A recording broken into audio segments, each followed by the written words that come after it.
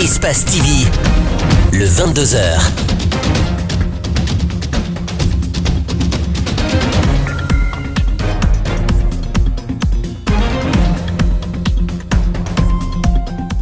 Bonsoir à tous et merci de nous choisir pour vous informer. À la une de l'actualité nationale, la FESABAG apporte son soutien à Cheikh Touré. Le syndicat des banques et assurances exige la libération du délégué syndical du port autonome de Conakry.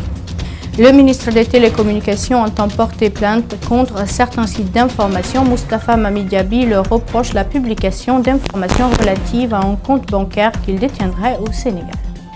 Les ONG ougandaises craignent une recrudescence de la répression et des tracasseries autour de leurs activités. Le président Museveni accuse les forces extérieures d'être à l'origine des troubles dans le pays.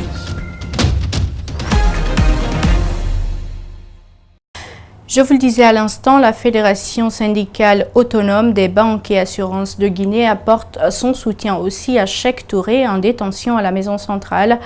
En souscrivant à l'idée de grève déclenchée par les travailleurs du port autonome de Conakry, la FESABAG exige la libération du syndicaliste Djibril Ba et Lamine Silla.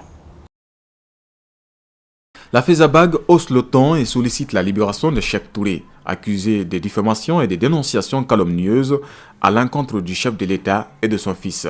Son secrétaire général joint ainsi sa voix à celle des deux centrales syndicales, la CNTG et l'USTG. La FESABAG a appris avec beaucoup de consternation et de gêne de l'arrestation du syndicaliste secrétaire général du syndicat du port autonome de Conakry dans l'exercice de ses fonctions syndicales.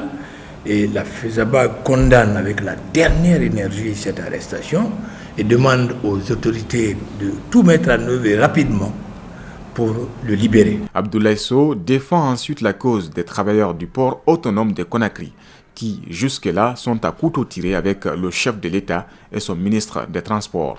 Avec les forces sociales, nous allons étudier le schéma qui nous permettra de le faire libérer parce qu'un syndicaliste ne doit pas être en prison. Des actions fortes, une démarche que compte envisager le secrétaire général de la FESABAG pour que ce délégué syndical recouvre sa liberté. Le syndicaliste, c'est son rôle de revendiquer ses droits. Ils estiment que le contrat a été mal passé. Il est de leur droit de revendiquer. Il est du devoir du gouvernement d'expliquer le contenu de ce contrat pour voir qu'est-ce qui est bon pour la Guinée, qu'est-ce qui n'est pas bon pour la Guinée. Après Aboubakar Sidiki Mara de l'UGTG, Cheikh Touré aussi passe des nuits en prison. Son crime est de porter sur les épaules le mouvement de protestation des travailleurs du PAC contre la signature du contrat avec Al-Bayrak. Dans le même sillage, les travailleurs du port autonome de Conakry ont tenu ce jeudi une conférence de presse avec projection schématique du contrat de concession du port conventionnel à la société turque Al-Bayrak. C'est le directeur financier et comptable du port qui a fait cet exposé détaillé de la convention qui engage la Guinée sur une période de 25 ans. Les moments forts de cette conférence est avec Macky Sall et Aboubakar Din Camara. L'objectif de cette conférence de presse est d'informer l'opinion sur les risques liés au contrat de concession du port conventionnel de Conakry.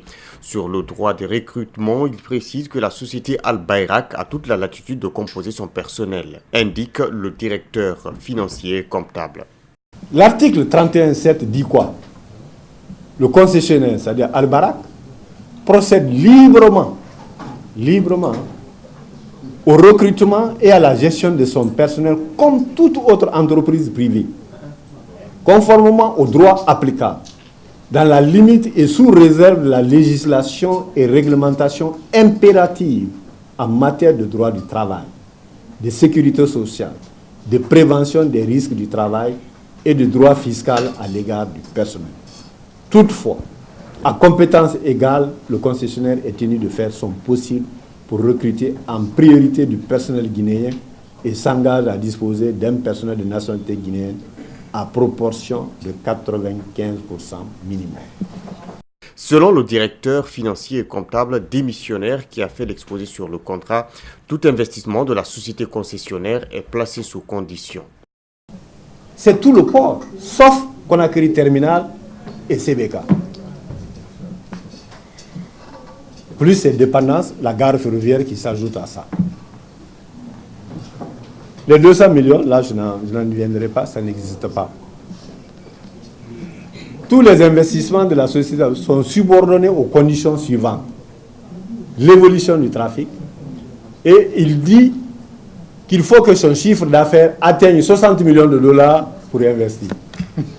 Et troisième condition, il faut que Cheikh réalise les travaux et les mette à sa disposition.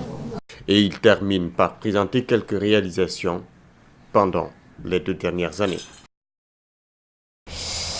Après les différentes actions de protestation, les membres de la plateforme Cellule Balai Citoyen viennent d'annoncer la tenue d'une marche citoyenne prévue du 24 au 27 septembre prochain dans toutes les communes de la capitale. Cette décision fait suite au refus des 8 conseillers frondeurs de la Cour constitutionnelle de respecter l'ordre constitutionnel au sein de leur institution. Alpha Omar Baldé et Ibrahima Sori Kamara pour plus de précisions. Déterminés à défendre toutes les questions de société concernant leur orientation stratégique, la cellule Balai Citoyen, fidèle à sa mission de veille sur toutes les normes et principes de fonctionnement du pays, s'alarme sur le mutisme du magistrat suprême de l'État face à la crise qui sévit à la Cour constitutionnelle. Le président de la République, son Excellence professeur Alpha Condé, est le garant des institutions, c'est lui qui régule leur fonctionnement et garantit l'équilibre des pouvoirs. On l'a saisi ce matin, afin qu'il s'assume et qu'il use de toutes ses prérogatives pour régler cette crise d'ordre institutionnel qui ne fait pas honneur à la République.